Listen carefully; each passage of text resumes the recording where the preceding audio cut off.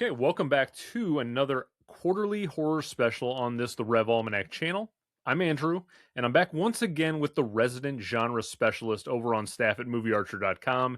It is my good buddy Dave Hughes. Dave, it's great to see you again. Great to see you, Andrew. So excited to get into quarter two, and we got a special guest with us today too, which is going to be super fun. Yeah, I'm so excited. Unlike January, it's always fun just Dave and I talking, the two of us. However, we're not going to be doing this one alone. We're joined by a very, very special guest that we are dying to talk to right now.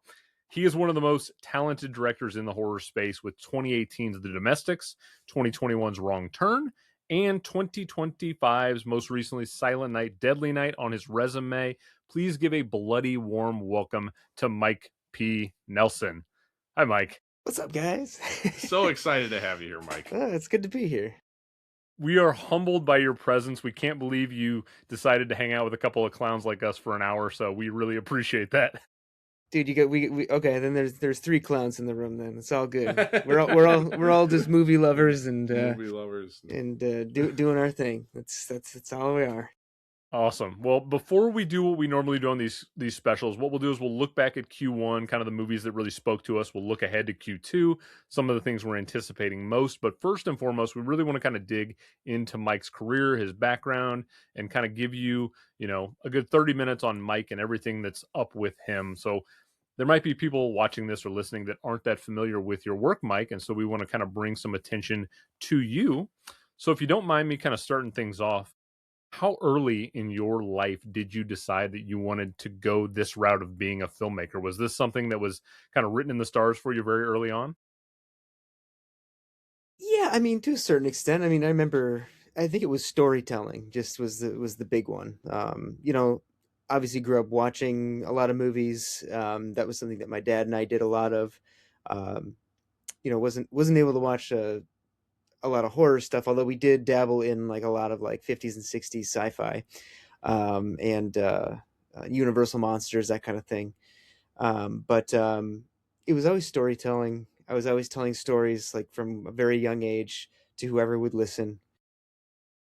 Wrote a lot of stories. I think one of the first stories I ever like physically wrote down on paper, or like an official, we'll call it like an official journal entry or whatever you want to call it. I remember it was in kindergarten, and the very first journal entry I had when I started that was about the Wolfman and eating somebody.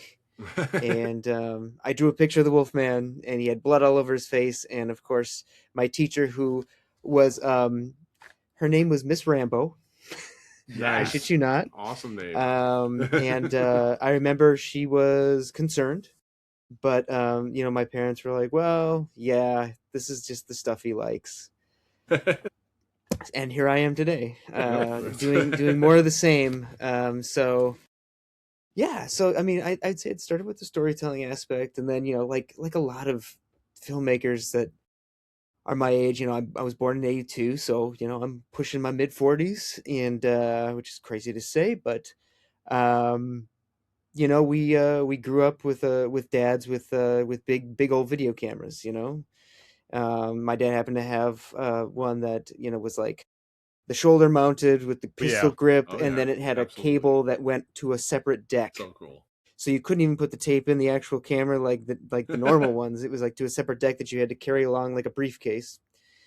And so he shot holidays and everything on that. And then as of course when I got a little older, and when I say a little bit older, like 6, 7, 8 years old, yeah, I just started shooting little movies with my brother and our friends, and it was usually horror, or we took our toy guns and made action movies. And we threw firecrackers at each other, and yeah, it was a blast. So yeah, I mean, continued to do that. And then um yeah, it was like, I think it was always kind of like, I wanted to be the storyteller aspect. I remember at one point I was like, yeah, I think I want to write novels or be an author, was how I said. But then with the movie thing and picking up a camera and moving forward that way, and I think it was just um, when I decided to go to college, I almost went in for animation Hmm. because I went to the art school here in Minneapolis, the Minneapolis College of Art and Design. and I almost went for animation because like 3D animation was like this big thing that it was through the with like Toy Story and all the effects that were coming out. I went to school. I started college in 2001, and that was kind of like the cool thing to do. And kind of like last minute, I was kind of like, nah, I want to do filmmaking because the year prior I had shot tons of like shorts with my buddies, and I was like, yeah, I just felt very drawn to that, and I saw the spaces there and all the studio spaces, and I loved everything that I could just touch. Didn't want to just be on a computer all day, pushing buttons. I wanted to be behind a camera, and so that's what I did. Did that for 4 years. Met a lot of people. If I learned anything from film school, it was find your people, build a community, or at least learn how to build a community. Because you lose touch over the course of people go their separate ways at some point in life. I have kept in touch with a lot of people from school, but that aside, film school taught me that the most important thing of filmmaking is the people you surround yourself with. And so after school, that's when I always say that like the real learning happened, and really going out, really trying to make something of ourselves, really making films, just kind of trying to take big swings with nothing. You know what I mean? There's like, I feel like 30 to 40 times more capabilities to make movies now than there even were Mm-hmm. back in like 2005 when I graduated, even though there were then even 10 times more than there were 10 years before that. You know what I mean? Like it was just exponentially it's gotten easier and easier, which is in a way good because it really puts the focus on the story and your craft, ultimately. And those two things, if you have your story, you're ahead of the game. And even if your craft's a little bit behind, if your story's good, you're gonna make it. But if you can match those two evenly, Mm-hmm. and with your story being, just like way up there, dude, you're gonna be in tip top shape, man. And But Mike, correct me if I'm wrong. I think I saw on your resume that you did some visual effects works for 2011's Take Shelter, which is one of my favorite films of I that did not. period. That was not me. Oh my Different god! light So noise. okay, so you have debunked the Wikipedia page already. No, dude, that Wikipedia page is freaking whack, dude. That's crazy. Okay, I'm gonna go Yeah, in and. it's so funny. Edited. So you're not the first person to mention that, and that got brought up, and I remember, somebody was like, "Dude, you gotta go." No, it was my wife. She was like, "Have you gone and looked at your Wikipedia page because it's wrong?" And I was like, "No." She goes, "You better fix that shit." And I was like, Gotta "Okay." edit So I that. just haven't gotten around to it yet, but have to do that. That goes out to Andrew, get everybody. on Don't it. trust Yep. every Wikipedia thing you read. Yep. Yeah. Well, I think you kind of mentioned this a little bit, but I do want to touch on this a little bit more. Last time Andrew and I spoke, and there's always like a movie moment that grabs you, or a movie that grabs you. For you, was it those Universal monster movies that you watch so much, or was it another movie along the way where you're like, horror is kind of where I'm leaning towards, or was it a different genre? It was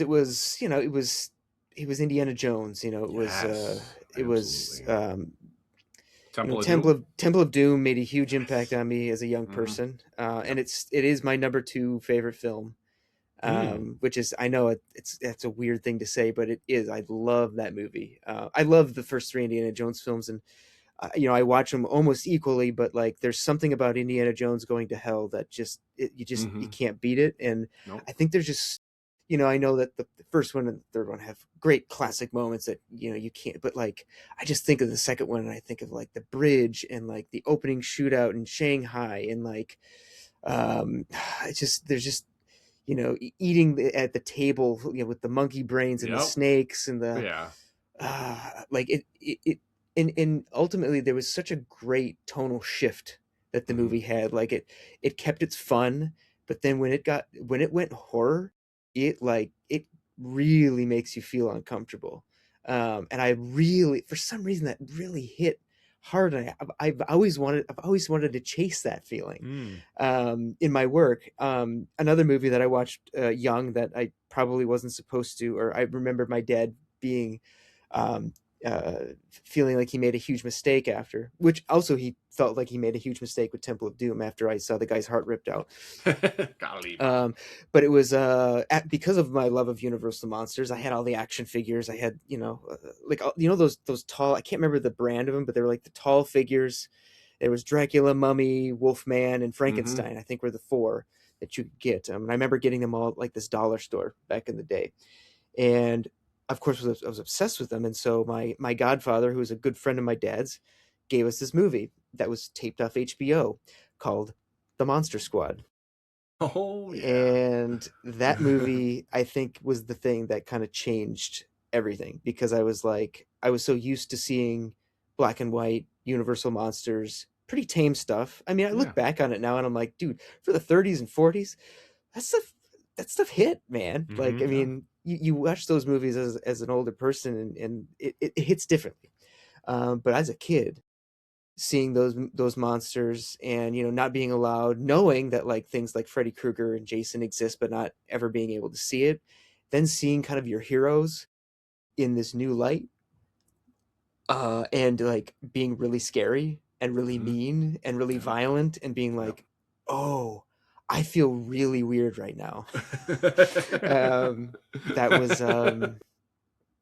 that was great. So that was very inspiring to me as a young person, and I think that was ultimately the shift moving forward. And then it was just trying to watch anything I could, get my hands on anything I could, sneak a watch of anything I could, Hmm. and then ultimately bring a lot of that into my own storytelling stuff that was like, it could be straight. Monster Squad could have been a straight and narrow, Mm-hmm.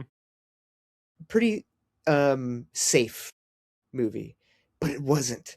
It's bonkers. Fred Decker decided to Absolutely. do some really he had some very strange and out there and dark ideas for a movie that ultimately was supposed to be a family film, and ended up, it couldn't be a family film. Yeah. And that to me is like, that's where my headspace is. I love, so it's like with my own work, I'm always trying to find like, okay, so this is what it could be, but if I did this instead, again, it's not like a veering way off track. It's not, I'm not trying to make an art film or something that like, does something weird, zany, but like, if you just go a little bit off color, what does that do? And to me, it can make all the difference and completely throw an audience. And they're just like, wait a second, I thought this was this, and now I feel very strange inside, and it's a little more violent than I thought it was going to be, and that's weird for this. Uh, you know, yeah. So I love playing with those kinds of things. And you really got me with the end of Wrong Turn, if I can venture Mm-hmm. into spoiler Mm-hmm. territory there. Because when she's driving away in that RV, I'm like, mother, oh no, what's happening? And then the credits starts rolling and you see the RVs. Like, you got me so good on that. It's one of my favorite endings ever. Like, I'm not even making that up. But you got me so good because I was so mad. And I was like, wait, what's happening? What's happening? And a lot of it just, it grabbed, like, you're so good at that. So props to you on that. Because that ending of Wrong Turn is one of my favorite things. So Well, props to you on that. Yeah. full Yeah. disclosure, her driving away was actually how it was scripted to end.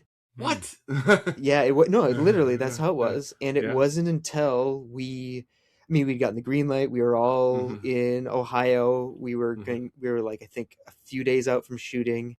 Mhm. And I remember sitting down with the actors. We were talking about it, and they were like, "Yeah, it's just crazy that it ends like that. It's very dark. It's Mhm. very bleak." And I was like, Yeah. "Yeah, it is a bit Ari Aster, isn't it? It's like, it's just, you're just like, oh, Yeah. Perfect you just kind of get comparison. Yep. bit of a gut punch." And I kind of didn't want it to end that in a Mm. way. I was, Yeah. there was like part of me was like, okay, well, this is kind of what's cool to do now. It's like ended bleak, and like, oh, she's gonna go Mhm. back for more of the same torture Yep. that she went through before. Oh, Mhm. that's all I can think of now. But I was like, well, what if I could do both? And Dave, you proved my Yeah. point, because Yep. you got You. mad and Yep. you I were was bummed so out mad. and Yep. sad, Yep. and then suddenly we flip the table and she murders the shit out of everybody at the Dude, end. there are very few movies that I've cheered as loudly as I did during that part. When the RV starts, I'm like, yes, that's happening. And another one is a movie that was in quarter one. But yeah, that really got me, and I was cheering during that part when the RV starts to swerve, and you're like, okay, the credits are rolling. It's almost like, they've showed the end, but it's not really. So, anyways, yeah. All right. So that's just my Yeah, wrong no, turn. that's you made me yeah. So that idea worked. I'm glad, Yeah, because it was that very was sort of effective. the idea was like, I can Mhm. make people feel that bleakness, Yep. even if just for a moment, And it does. It and so then does, dude. It and absolutely then works.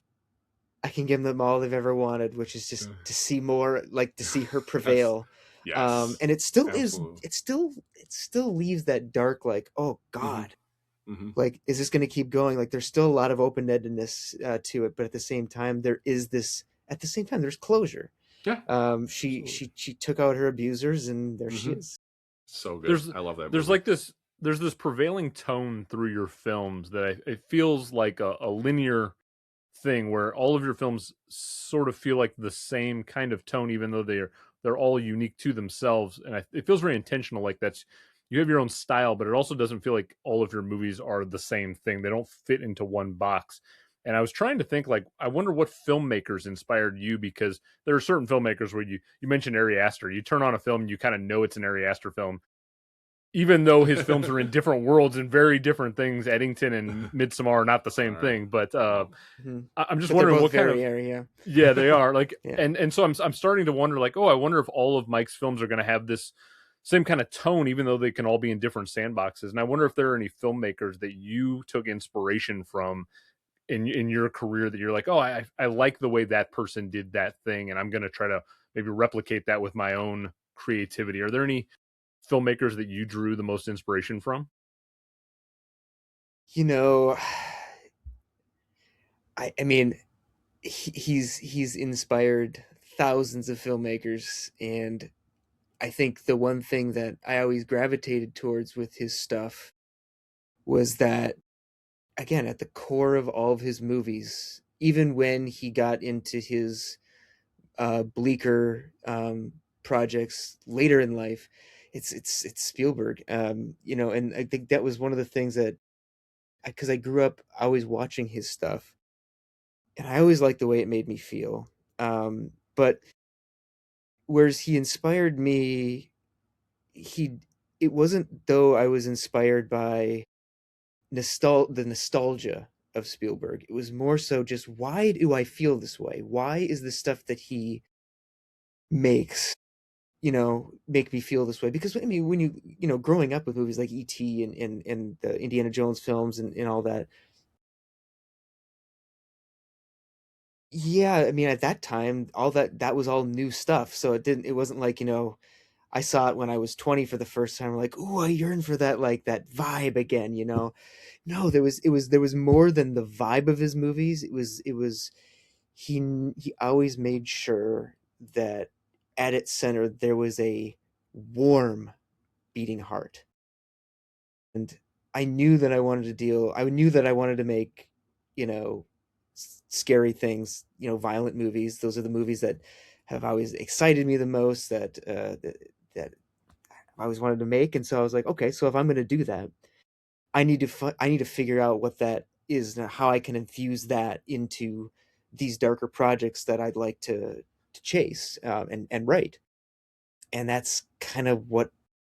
So I always gauge that temperature, um, going into a project, and ask myself, is this doing that? Or these is am I hitting these marks? Not necessarily the Spielberg mark, but Mhm. what Spielberg made me feel. Am I doing that in my own way that's giving me those same kind of feelings, in my own work? And if it can pass the test, the movie gets made. And if It's they give me ama- some money to make it. it's of amazing course. because whether I've talked to animators or people in the horror space or any creative person I've ever talked to, Spielberg always comes up first and foremost. And it's just like I feel like there was this pocket of time where it was almost not cool to say Spielberg was your favorite or the goat or Oh, whatever. dude, And we've dude, come that back was. around on that. I remember in college when we were in film classes, and you were stared down if you mentioned Spielberg's name. Like, you had to say some like cool, like, You got to throw Fellini out. expressionist, or Yeah. yeah, whatever kind of thing. But I will, but like, now it's really interesting. Like, now I look at, like, some of some of these newer filmmakers who've made a splash, and that are really telling interesting stories. And I would say that, they're very different, but at the same time have a similar thing where they have this heart, even if they're maybe a little bit more mean spirited.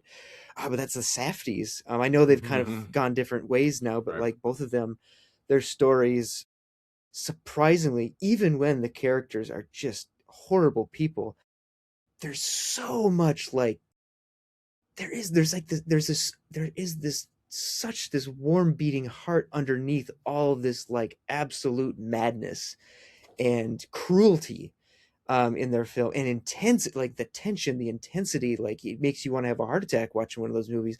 But they still are, they just know how to like how to weave in that that glow underneath all that, and that's what keeps you, because those movies could be so nihilistic Hmm. if they didn't have that underneath it all. And so that's again, that's I think a perfect example of these guys that have figured that out as well, that like, okay, we're gonna make some really fucked up stuff. Hmm. We're gonna give you a guy who plays ping pong, but he's a despicable fucking human being, and you are gonna love the shit out of him.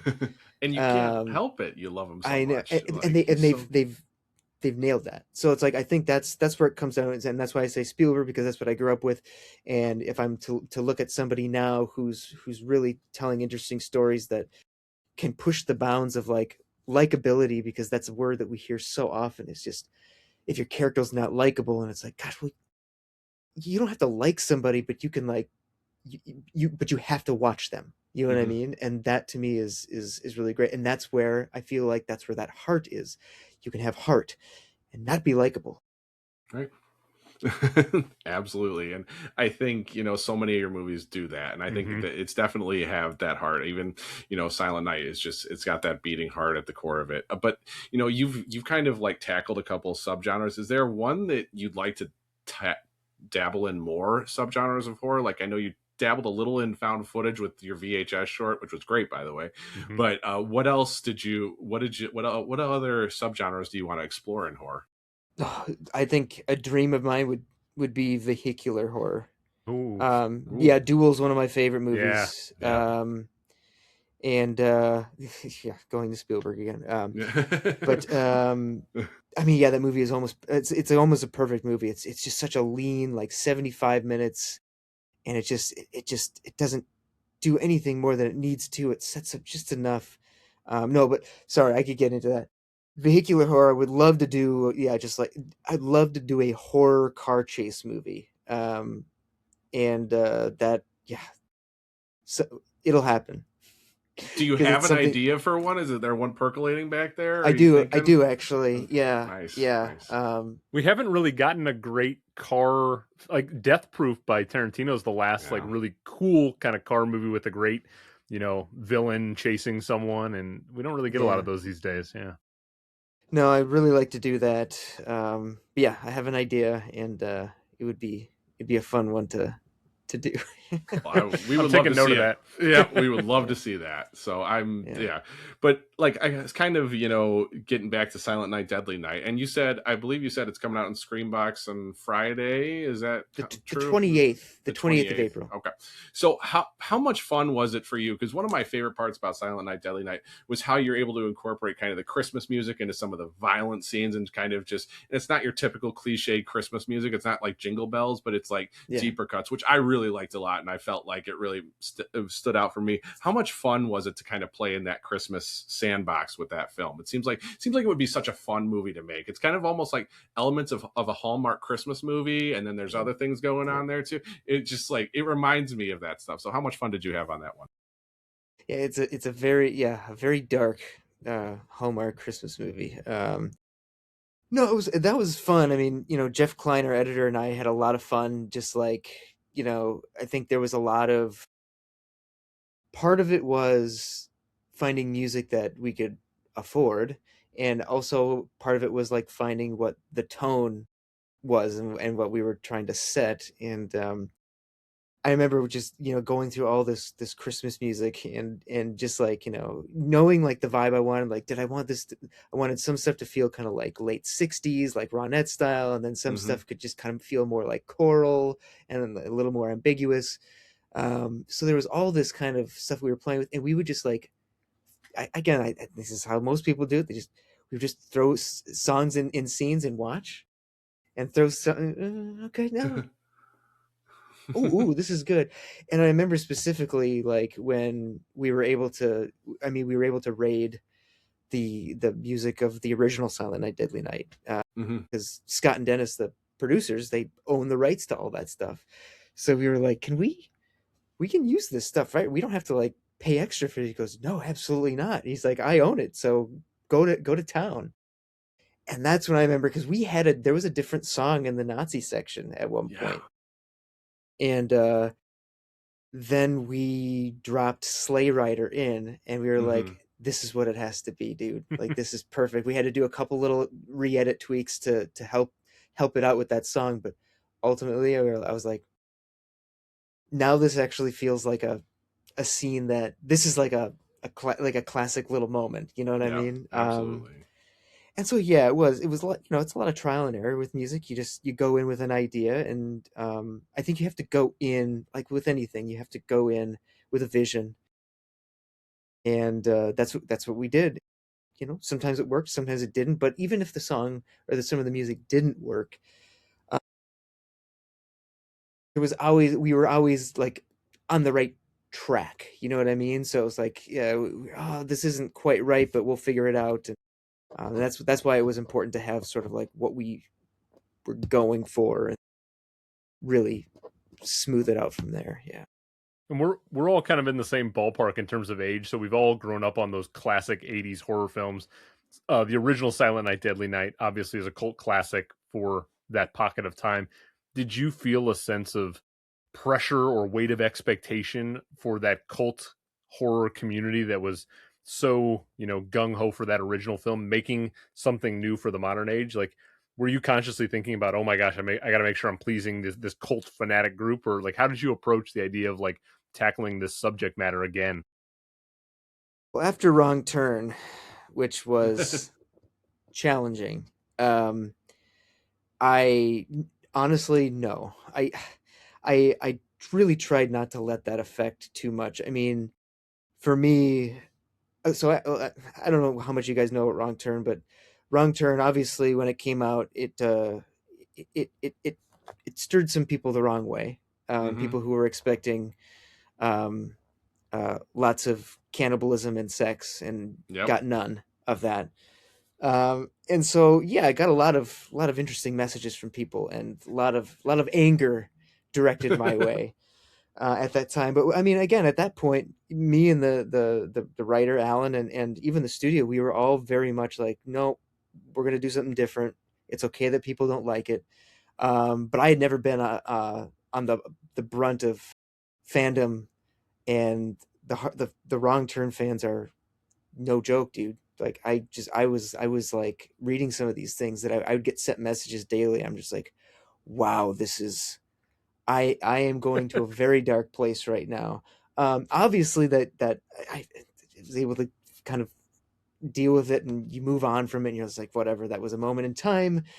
And the film has, if anything, found more of an Hmm. audience that has accepted it now than it did maybe when it came out. I love But Wrong Turn. I think Wrong Hmm. Turn, like a lot of people didn't give it a chance, and it's bullshit because I love that movie, and I want my wife to watch it. I'm trying to get her to watch it. She hates horror movies, but I just want to give her a chance because it's such a good movie, and it just takes these twists and turns. So anyone who doesn't give it a chance, please give it Hmm. a chance. I promise you, you will not be disappointed with It's that got a movie. different flavor than what you might be expecting in the Yeah, best and possible I way. throws people off when it does. Yep. So yeah, yeah. I mean, so going into Silent Night, it was I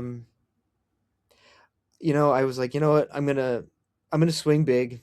I know we don't have a very big budget here, but I'm going for it. I'm just gonna swing big. I'm gonna tell a story that's important to me right now.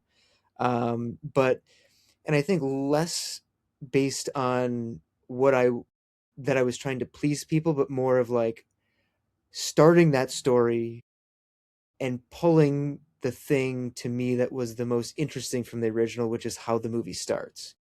Like, I really like how mhm. Silent Night of the Living starts. Pretty horrific. It is. And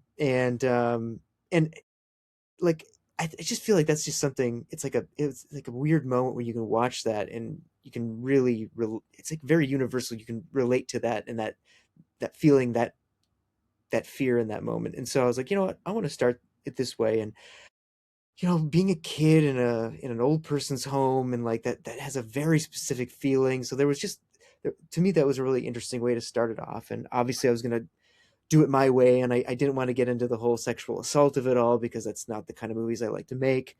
Um, but I was gonna open up the movie and make it really feel like this is the new Silent Night, Deadly Night, and that was a lot of fun. And then by midpoint, even though there has been a little bit of like, well, what's going on here? This still feels like Silent Night, Deadly Night, but there's something off about it.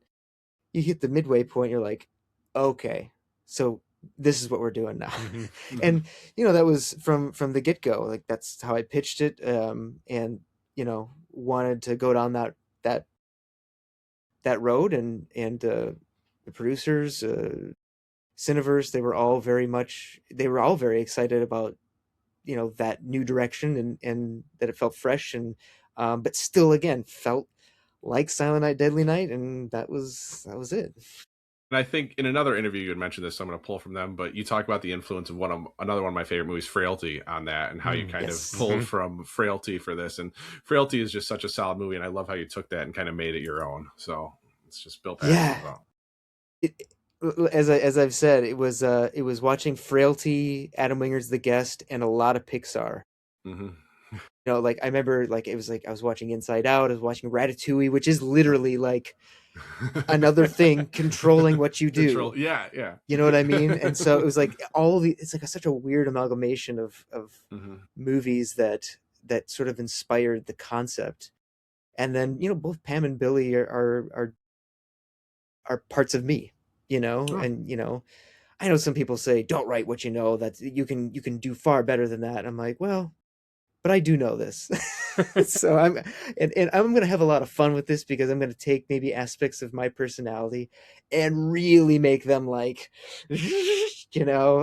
crazy, like the most extreme possible scenarios. And I had a lot of fun doing that. It's I think at times filmmaking and watching films is therapy. It's great. Yeah. So speaking of fans with crazy followings, I know you Dave's kind chomping of at the bit for this one. I'm ready for this one because I love Sweet Revenge. Boy. Yeah. So you kind of dove into the Friday the 13th universe, and Sweet Revenge, really stood out because it's kind of the return of Jason, who's been caught up in all these legal, can you kind of talk about how that kind of came together, and would there ever be like a feature length, Mike P. Nelson Friday the 13th if they gave you the green light on that one? Because I thought it was really well done. Yeah, I mean, that was just the Jason universe, which I had no idea that was even a thing at the time. Uh, Reached out, and I guess it was Judson Scott and Ryan Turek over at Atomic Monster and Blumhouse. I had They had watched my stuff, and Jason Universe reached out to them, and they were like, "Hey, do you know any like newer filmmakers that could handle taking on this for this kind of this short that we want to do for our 45th anniversary or whatever?" And or 40th, it'd be 45th anniversary. And we want to release something. We're doing something in partnership with Angry Orchard, blah blah, all this stuff. And they gave them a couple names, and I was one of those names. And they reached out. They asked me to think about an idea. I did. I pitched them an idea. They seemed to like it. And it was like a week or so later, they were like, "Yeah, we want to go with your idea." And I was like, "Oh my God." That's Okay, awesome. so I actually got to figure this out now. So, but what was really nice is, after that, it was building a team. And I connected with Chad Villela, formerly of Radio Silence, and him and I really hit it off. And he's such a cool dude, and he was like, "Yeah, I'd love to join with you and like see what we could do." And so we joined forces, and also teamed up with Brianna Johnson, who worked on Wrong Turn with me, and she produced my VHS segment. And we went to town, and yeah, we were, and so it was funny, while I was shooting Silent Night, and working on the script for Sweet Revenge, literally at the same time. Like, I remember being in Canada shooting Sweet Revenge and writing in Canada doing Silent Night, writing the script for Sweet Revenge, my God, it was insane. Um, and meanwhile, Chad and Brianna were assembling the army, getting the crew together, and getting the paperwork done, and it was so, yeah, it all came together fairly well, and there wasn't a ton of restrictions. I mean, obviously, Jason Universe was the client, so they had very specific things about what they wanted for how Jason to look. There's a new version of Jason. He's going to look like this. So there were very specific things. That was really the biggest hurdle, was to make sure that like they were okay with things. And it wasn't always easy, but we made it through. And but other than that, like even Angry Orchard was kind of like, yeah, just like what was it? Jason Universe was like, yeah, so this is going to be like an R-rated thing. Like this, we're not gonna like do this PG-13 cutesy Jason thing because it's for a product. And I guess Angry Orchard was kind of like, oh yeah, that's fine. It's awesome. So I mean, look, in the end of it, Angry Orchard was actually pretty damn cool. Like they gave us a really cool premiere. They invited us out to New York to like on their cool orchard property and did this whole thing. It was, and they were very open. They loved the story. They loved that we pushed the envelope with the gore, and loved that we gave it this twist that Yeah. was, that kind of makes it its own thing, which is why I think I always also love all the old original Jason movies, is because each one of them feels so unique. Even though even though Jason is really the only thorough line. There's a little bit of the, there's a few other things, but like you get to part 7, and you got Tina, who's a psychic, who's got like psychic powers, and you're just like, dude, fucking anything is possible. I know they went to space, and I get that's another thing that we can talk about, but like Jason X. For this, I was kind of like, you know what, like, what if sure, this is about this is a Friday the 13th, so Jason's in it, but what if I wanted to show what somebody who maybe goes through something similar to what Jason went through when he was younger, and what that felt like, and see it just in just a fleeting glimpse of that. And that's Eve. Like she basically becomes sort of a Jason-esque figure in this. Like she dies, and starts to understand that power by the by the end, and gets her revenge, much like Jason does in all of his. Yeah, so I mean, that was the fun of it, and that was the kind of like exploring that weirdness that all those other movies had, because they all just swung for the fences and did strange things, and that was what was always so exciting about those old ones. Yeah. Whether it's a Jason Voorhees movie next or anything else, I can't wait to see what your next project is, Mike. I don't know if you want to like put it on record right now what you're working on next. I'll give you the platform if you have something you're working on, but I also don't want to make you feel like you're on the spot either if you have anything kind of cooking up. No, I mean, I shot a movie in Colombia, in the Amazon, back in the fall winter of 2024. And yeah, it's coming out this year. Is this okay. Is this the snake one? Is this what this is? Boyuna. Okay. It's Boyuna. Boyuna, okay. Boyuna, yes. And that one I'm so proud of. So excited to put that one out there, because it is just a no holds bar, just bloody, sweaty, greasy, dirty, just painful ascent into the hell of the Amazon, with So just cool. Yeah, it's pure survival, great, characters, unexpected, deaths. It's just such a fun ride that yeah, man, I can't wait for you guys to see it. I'm already excited to see that. It sounds amazing. Are you still in Yeah. post on it right now, or are you guys just kind of No, trying it's to get all done. the It is done. Marketing is underway as we speak. So you'll start seeing things over the course of the summer for it. So Wow, awesome. That's cool, Mike. Awesome. Very Hopefully we excited can to have see you it. back at a later date to talk about that when it's out too, if you're open to coming back on the show for sure. hit me up. I'll be there.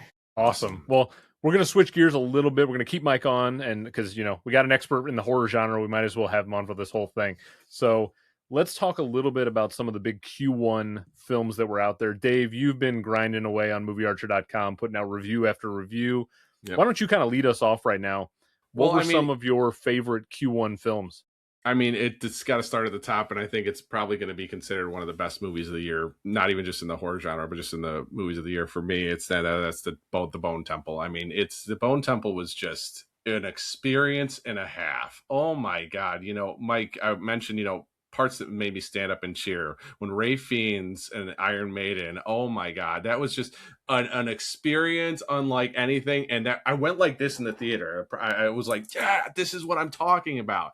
And I love cinematic moments that make you cheer, and that part was just like, this was such a cool experience. And all the little Jimmies are like dancing around like almost starting to mosh. I just thought it was just such a fun moment in the movie, and it's one of the reasons why we love cinema, I feel like, because it made me so happy to watch that part. You hit it on the head. Like when that moment happens, you're just like, it's exactly why you go to the cinema, to be surprised by something you would never expect in a million years to happen in a movie like that, and then it does, and it's it's Ray Fiennes, and you're just like, this is the strangest thing. I can't, like, I could have sat there and watched that for another like 5-10 minutes. Like it was Absolutely. just so, it was hypnotizing. Yeah. But yeah, what a great way to like kind of climax the movie. Yeah. Holy buckets. Yeah. It's just And of all the 28 films, I think it's probably the goriest, or like the some of the stuff in the Oof. barn specifically is the really barn. gnarly. Like they push the envelope Mhm. for sure with that And film. it's not like zombie horror. It's like Mhm. human on human, which Mhm. is obviously Mhm. one of the themes of the film, but it's just so Mhm. brutal to see what they do and how far they go. And it's really, it's oh my god, that, like you said, Andrew, that barn scene, it's just a kick in the teeth. Oh Yeah, dude, I hate those glove. guys so much. I hate the fucking Jimmies, dude. Like Yeah. it really makes sure that it does a really good job of, again, you're sort of intoxicated by them, and that Mhm. they are so free in what they do, even though they are under the control of like this sort of like almost this like fascist character, you know what I Mhm. mean? Who, Yeah. you bow to me. Mhm. But they're all very hypnotizing in the way they are, like that. I would say the again, a great dinner table scene, another one. Yeah, Mm. And absolutely. that to me, the tension building up to that barn scene was just like, oh god, this is bad. Mhm. This is It's gonna you be just so bad, dude. oh god. um but yeah, It's so yeah, brutal. really really well done. Also, god, the fact that they were able to, the to see that Samson story all the way through too was really, Mhm. I was, again, I did very little research into any of these movies before Mhm. I saw them, and I did not get to the theater to watch them, but what I did do is watch them back to back Oh. on Love that. Netflix, Love and that. that was an experience in itself, because there was no Mhm. time in between. It was just Yeah. boom, and then start, and then literally like the next day it was Right. just start the next one. Love it. And that was yeah, so I fucking love both. Honestly, I liked both of them. I Yeah. don't even know it. Like Mhm. they both had their own thing. They told great stories. I was told, somebody told me, or somebody was really upset that like the first movie felt like a drama, and so I went into it kind of expecting a drama, and I was like, "What? This is not a drama. This is Not at like, all. this is still fucking hardcore, dude. Like, I don't understand." So I mean, with the exception of like Nia's doing like some really like out there, really swinging for it, and just saying like, this is, Mhm. we're gonna do this, and we're gonna do this, and we're gonna Yeah. do this, and not giving any fucks, because it's Not at just all. awesome, It's which is fucking what brutal. filmmaking should be. Yep. Um, uh, I'd say, like, they both hit, they both out of the park for me, both movies. I mean, We I talk love, yeah, I love Boyle's style, but I feel like Nia almost like let the character shine a little more. Like Danny's Hmm. so his films are so stylized that he's sort of like front and center. That I actually appreciate that Nia kind of like let the film breathe a little bit more personally. Hmm. Yeah. and we talked a Yeah. little bit about music cues before, but the music cues, in Bone Temple, not Oh just yeah, Iron Maiden, but something in Yeah. the way, like, oh Radiohead. my, the Radiohead, it And was just so well done. he's Like my dancing with Samson, Samson and on it's the all hill slow there. motion. You're just like, oh my god, like what am I watching? And it's, This is so but cool. it really makes it its own. And I mean, god, I mean, you say Danny Boyle's got his leaves his mark on the first one, I would say that, Nia equally did it on hers as well, just with the way that she utilizes character and allows her characters to be odd, to be strange, to Mm-hmm. do wacky shit. Yep. I think is something that we don't get enough of in movies nowadays. Everybody's very afraid to do something off the wall. So when you get a chance to see it, or when you get a chance to actually do it, it is special.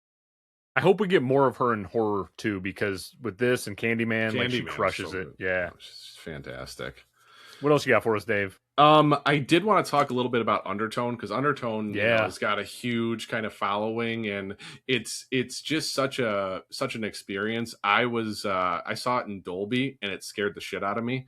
Like, truthfully, it honestly, because it's such an auditory experience, that movie. So when people watch it, and I hope that they do, when people watch it at home, like, watch it on the best sound system you can, or put your headphones on, because it's one of those movies. I was telling Andrew, I can see people kind of turning on it a little bit, because it's like, oh, it wasn't really that scary, but you didn't hear everything that's going on. Like when, the character puts her headphones on in the film, and that sound you hear when you put headphones on, Yeah, she gets yeah. that in the theater. Oh my God, it's terrifying. It's such an uncomfortable film to watch, but it's so exciting to see a new filmmaker come up, because they're giving this guy Ian the rights to Paranormal Activity now, which is going to be so cool to see That's so cool. how he explores, and that IP, if you will. But I just think Undertone is just such an exciting movie for horror fans coming out, because it's just such an experience in the theater. And it's such a, like, the theater I was in, everybody kind of almost laughed when it was over, not in a bad way, just like they needed a release. They needed to, like, okay, this scared us all for a long time. It's just like that, it's kind of chuckling, like, oh my God, we got through it. Because it's just, it's terrifying, it's uncomfortable, but it's really well done. So I loved Undertone. I have to check that out. I've heard divisive things about it, but Mm-hmm. the people that really get it Mm-hmm. really like it. Mm-hmm. And I mean, the Yeah. fact that it's like so rooted in sound, like that's, to me, like I was a sound engineer for 4 years. So like so that in itself is like, I have to see this movie if that's what it's all based off. Yep. And like I said, the best way to listen to it is just put your headphones on, or put on a nice surround system, something that works for you, because it really needs to be experienced that way, because it's just such a ride, that movie is. I was Nice. I was less crouching down the whole time in the theater. It was very uncomfortable, but in a good way. So I really enjoyed it. Dave, I'm going to be a Debbie Downer real quick for you. I had one bad watch, and we both experienced this movie, and it's the opposite of what Mike's done in terms of turning IP into really interesting things. Mm-hmm. Scream 7, I'm sorry. Oh boy. It just didn't work, guys. Like I didn't see it, so you guys have at it, but I felt like it was 64 ideas kind of put together, Yeah. and they're trying to sort it out. And I loved Matthew Lillard coming back. I was very excited to see him, but they didn't know what to do with him, and it was just a weird kind of thing. And towards the end of the movie, it gets really confusing about people disappearing and not coming back, and it's just kind of a cluster of a movie. So here's what I'll say about Scream 7 though.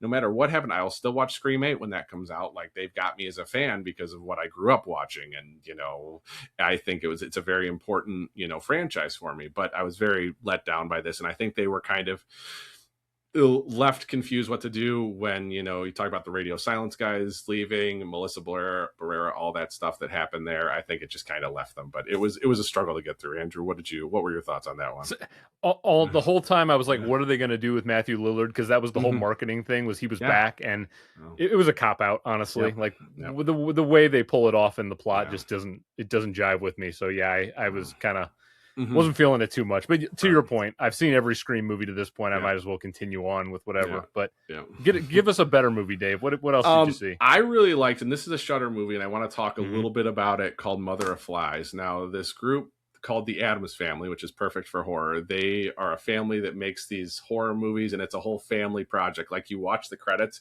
and it's all the family members repeated over and over again, and they all work together on it. And I love that, because it's just it feels like a homemade kind of movie, but it's got the production value, and it's got everything that you need. But Mother of Flies, it's about this girl who was recently diagnosed with cancer, and she's trying to fight it, and she receives an email from what she calls a healer. It's actually like a witch in the woods that her and her father go to to see. And they tackle a lot of themes about grief. They tackle a lot of themes about, love and loss and familial bonds. And it's all done in the horror genre. It kind of has a good heart to it, to Mike's point earlier. It has a really nice heart to it, and kind of how they're able to, kind of get through this tough time together, and how the father and daughter bond is really close. So I really enjoyed Mother of Flies. I do think people should check it out on Shudder. It's really like a standout film, and it's one of my favorites so far this year, just because it's got that heart to it. But it's also so fun to see a movie that a whole family worked together on. And they've made a couple of movies before, but I think this is the one I think that's going to kind of kick them off even more. So shout out to the Addams Family. They're doing a great job. Yeah, I caught it on opening weekend when it went up on Shudder. I had a good time with it for sure. And I know you were really, really high on it. Yeah. I think the one other movie worth mentioning, and I know, Mike, you've seen this one as well. It's called The Plague, for people that don't know that film. I went into it completely blind, didn't know what I was going to anticipate. Same. Okay, what did you think of it, Mike? I was talk about bringing back feelings. Yeah. I have to say it's probably one of the first movies that really made me feel like I did back at that age with all the bullying that I went through. So it hit a lot of different things.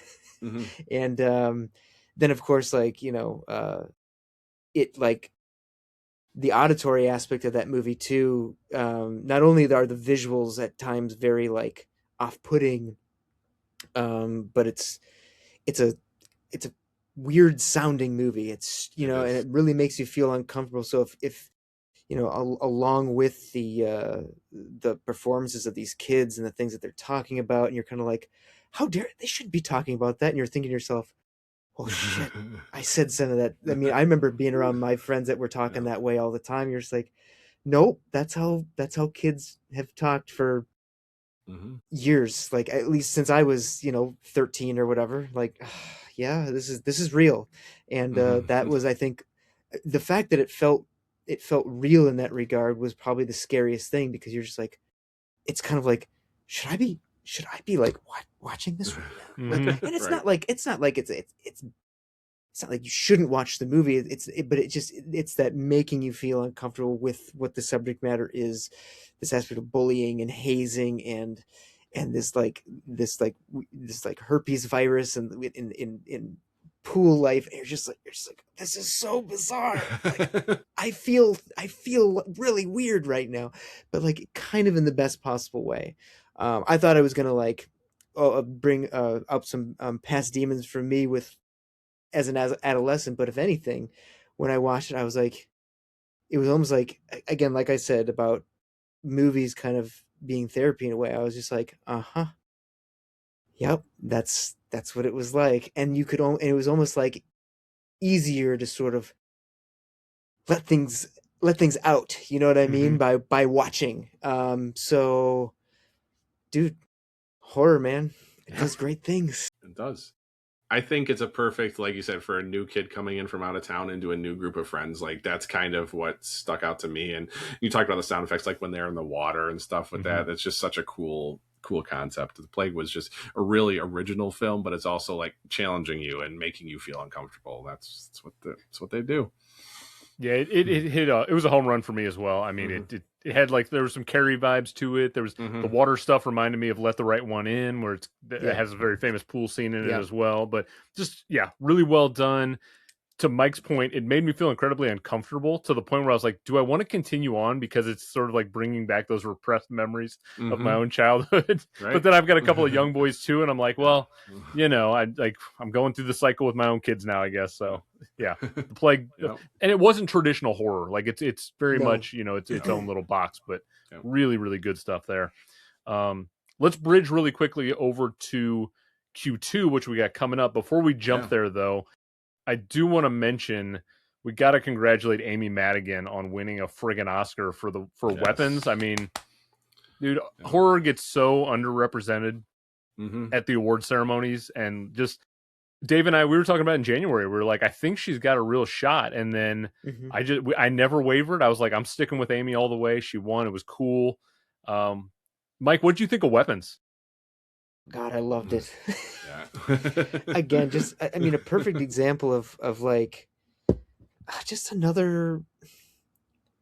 It's like doing effect like how do I say this? There's always there's always discussions about when you have a movie like this. It's like how do you make effective scares in a movie that also suddenly on its own creates its own lore in an hour and 40 minutes or whatever, and you have to just sort of buy into it. It doesn't always work. You know what I mean? And so like so this whole witch lore and what she does, and I, you kind of you are learning throughout the entirety of the movie about what this is all the way up until the very last moment. Yeah. So you don't fully understand it. Mm-hmm. You are learning as you go along, and that's bold. And I think I wish more movies just in general would be okay with doing that, like letting the audience be 5 minutes, 20 minutes behind. Doesn't matter. I don't care. Like just soak in it for a little bit, because that's the other thing that horror has going for it is they're going to make you and show you really crazy things, like where she's in the car and the lady comes out with the scissors and you're like, oh my god, oh my god, oh my god, like Yep. you're freaking out, and you still don't fully understand what the whole thing is. You don't understand what this woman who shows up at the house is like.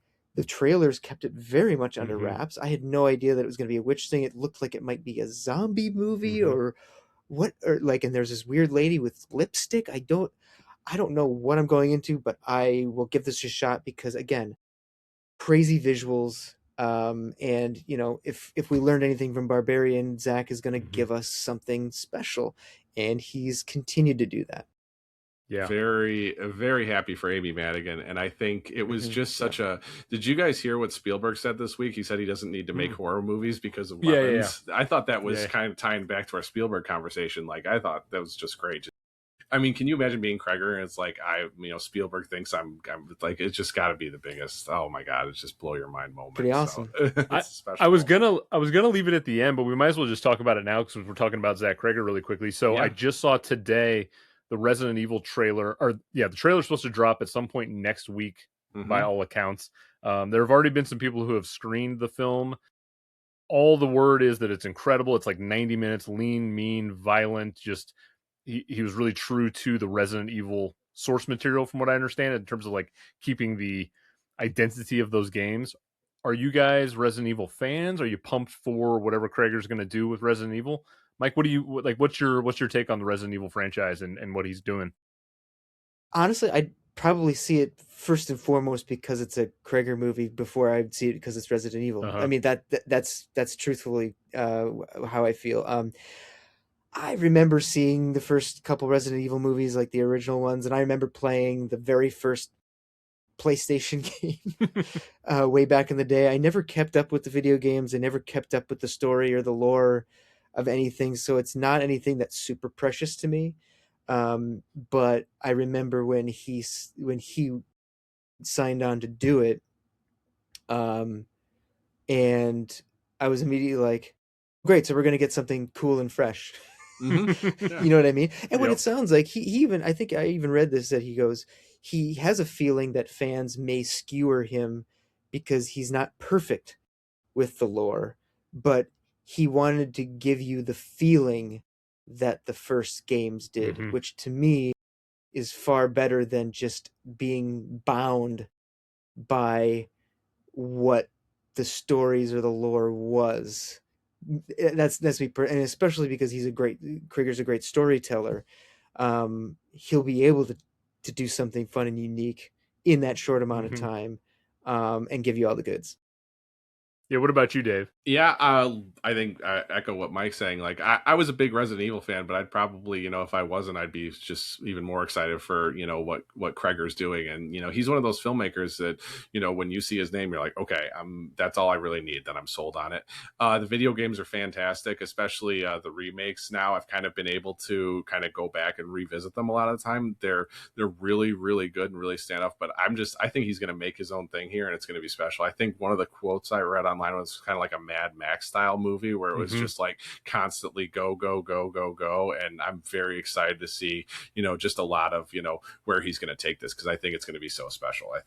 I think he's going to kind of breathe new life into the franchise and kind of see, and he's also like going to go back and do the Gladys prequel. I think that's still kind of going to happen. So very, very excited to see where he's going as a filmmaker. So I think his Resident Evil is going to be really well done. It's been crazy to see how quick his sort of ascendancy's been since Barbarian in a relatively short period of time. Yeah. He and probably like Robert Eggers are the two that would come to mind most, as like, you can almost bank a movie on a name alone. Like whatever that person's doing, people are going to go probably catch that film at the theater. I'm a huge Resident Evil fan, but I also like Mike. I don't care if he sticks to the source material in any way, shape, or form. Like we've seen that done with what they've already made in the Resident Evil world to this point with Mila Jovovich and all that. Like just bring the spirit and the essence of like all of us playing those games when we were younger and the terror of those moments. And like, that's what I'm here for. So yeah, absolutely. I think Krager's going to knock it out of the park. As far as what's coming up the rest of the year though, really quickly, just before we wrap up, is there anything that you're most excited about if you look at the slate of all the films coming up? Dave, is there like one or two? Fucking Backrooms, baby. Backrooms. Okay. No. Let me talk be about very it, Mike. clear. Talk about it. Let me be very clear. Yeah. Fuck the haters. Backrooms is going to be sick. Are there haters out there? Well, I've only seen positives, so tell me. No, I do. I think there's a lot of expectation, and look, I might be one of those people with expectation, but honestly, like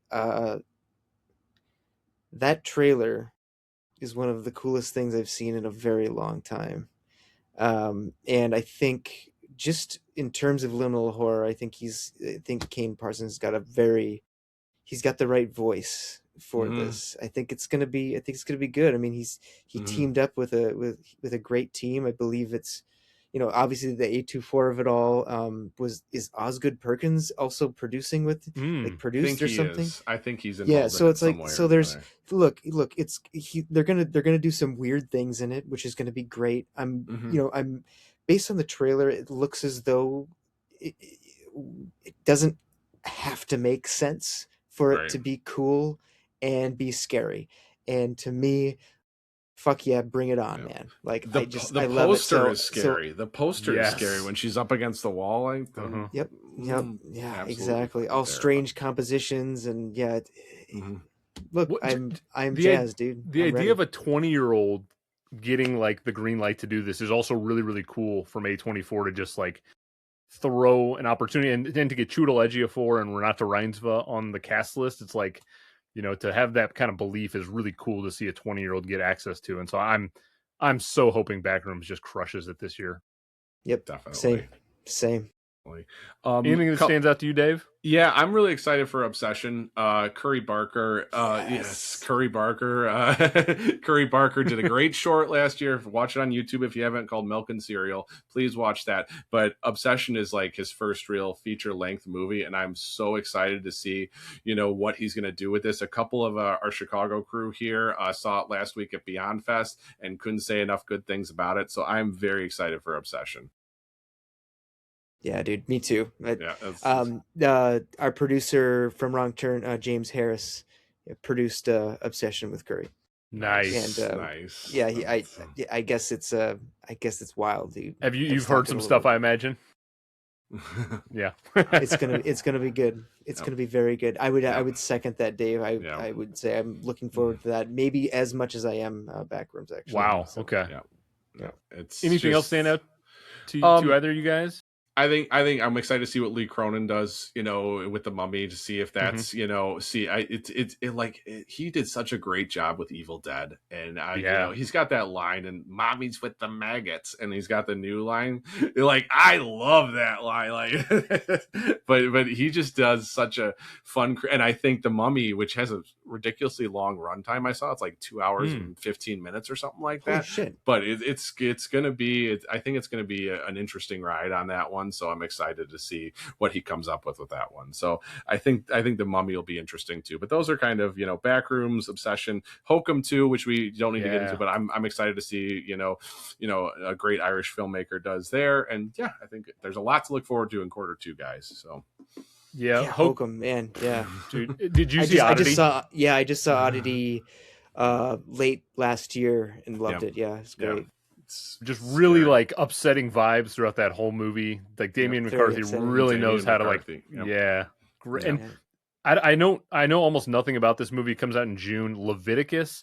It's an Australian horror movie, and it's set in an isolated conservative Christian community. I always love like religious horror. I think it's definitely in my wheelhouse. So. I think it's like a conversion camp kind of thing. I think it's like a conversion camp. So that's Australians know what they're doing with horror too, man. Like they're not afraid to push the boundaries. They go hard, dude. Australians go hard with horror. Like I mean, bring her back. That Australians and the French, dude, are just psychotic.